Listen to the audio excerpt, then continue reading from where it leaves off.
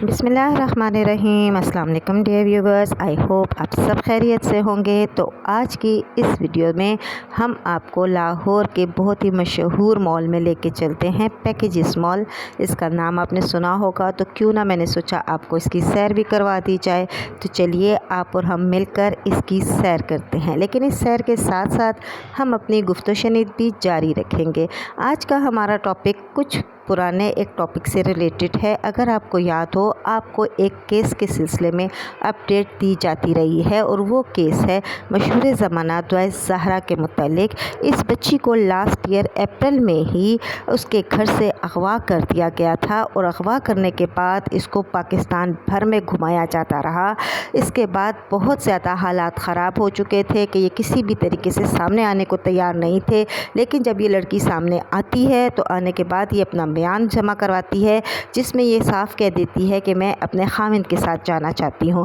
اور ججز بھی اسی کے پیش نظر اس کو جانے کی اجازت دے دیتے ہیں۔ اور یہ نہیں دیکھا جاتا کہ اس بچی کی عمر کیا ہے، یا یہ بچی کسی دباؤ کے تحت یہ بیان دے رہی ہے۔ بہرحال اس بات کو وہاں اس وقت ملوث خاطر نہیں رکھا جاتا، مگر اس کے بعد ہم دیکھتے ہیں کہ مہدی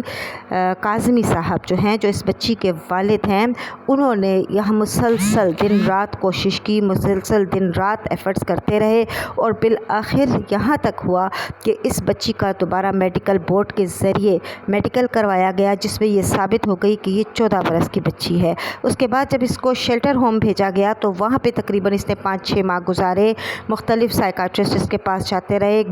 اس گروپ کا، اس گروہ کا بہت زیادہ وہاں پر بھی ہاتھ رہا، اور انہوں نے ہر ممکن کوشش کی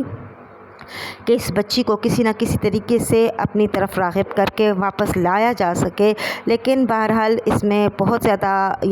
سوشل میڈیا کا بھی ہاتھ رہا۔ تمام تر والدین بھی اس کے حق میں آواز اٹھاتے رہے، اور بالآخر یہ بچی 6 ماہ کے بعد شیلٹر ہوم سے اپنی والدین کے پاس چلی گئی۔ والدین کے پاس جانے کے بعد بھی باقاعدہ اس بچی کے معائنے کے لیے ججز نے ایک ٹیم مقرر کی ہوئی تھی، جو شیلٹر ہوم سے باقاعدگی سے جاتی اور اس بچی کے بارے میں تمام حال احوال معلوم کرتی رہتی۔ اب اس بچی نے تقریباً 52 پیجز پر مبنی اپنا بیان ریکارڈ کروایا ہے، اور اس بیان میں اس بچی نے صاف بتایا ہے کہ اس کو نہ صرف اغوا کیا گیا تھا، بلکہ اس کو ملک بھر میں در بدر گھمایا جاتا تھا، اسے اس کے والدین کے خلاف موٹیویٹ کیا جاتا تھا، اسے زبردستی بیانات دلوائے جاتے تھے، اس کی ویڈیوز بنائی گئی تھیں، اس کے ساتھ زنا بالجبر کیا جاتا تھا۔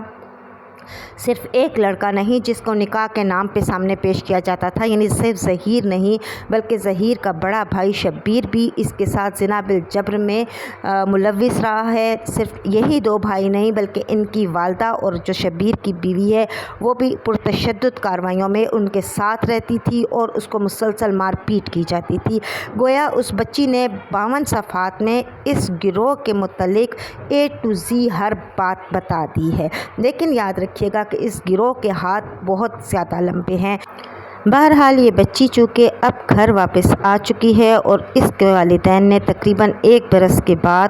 یہ خوشی کا دن دیکھا ہے، اور اس خوشی کے دن کو انہوں نے نہایت اہتمام کے ساتھ سیلیبریٹ کیا، اور انہوں نے اس بچی کی سالگرہ جو اس کی برتھ ڈے تھی وہ سیلیبریٹ کرتے ہوئے نہایت خوبصورت پکچرز جو ہیں وہ شیئر کی، ویڈیوز بھی، اور اس کے ساتھ ساتھ انہوں نے یہ بھی بتانے کی کوشش کی کہ کس طریقے سے جس قدر بھی لوگوں نے ان کا ساتھ دیا، نہ صرف انہوں نے ان کا شکریہ ادا کیا بلکہ خصوصاً ان یوٹیوبرز کے بارے میں بات کی جو مسلسل ان کے حق میں آواز اٹھاتے رہے۔ ایک لحاظ سے یہ بہت ہی پازیٹیو ایٹیچیوڈ تھا۔ بہت سے یوٹیوبرز نے بہت اچھے طریقے سے اس کیس کو پریزنٹ کیا، اور سوشل میڈیا پر جس قدر آواز اٹھائی گئی اس کے ایڈوانٹیجز دکھائی دیے گئے، اور ہمیں صاف دکھائی دیا کہ ججز نے اور مختلف لوگوں نے اسٹیپ لیتے ہوئے اس بچی کی تمام تر بات کو نہ صرف انڈرسٹینڈ کیا بلکہ بہت اچھے طریقے سے اس کیس کو ڈیل کیا گیا۔ تو بہرحال جب بھی ایسے واقعات ہمارے معاشرے میں پیش آتے ہیں،